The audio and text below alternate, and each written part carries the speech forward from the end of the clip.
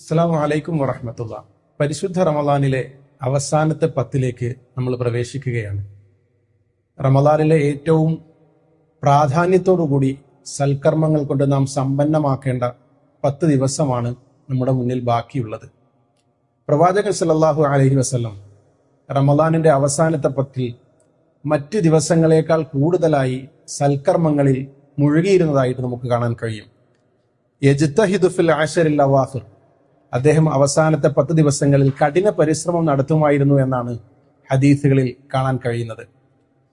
ഇഅ്തികാഫുകൾ കൊണ്ട് പള്ളികളെ അലങ്കരിക്കുക, വിശുദ്ധ ഖുർആൻ പാരായണങ്ങളിൽ മുഴുകുക, അതുപോലെ പശ്ചാത്താപ പ്രാർത്ഥനകൾ കൊണ്ട് നമ്മുടെ ജീവിതത്തെ ധന്യമാക്കുക, സർവോപരി ഏറ്റവും പ്രധാനപ്പെട്ട ലൈലത്തുൽ ഖദറിനെ പ്രതീക്ഷിക്കുകയും അതിനുവേണ്ടി പരിശ്രമിക്കുകയും ചെയ്യുക.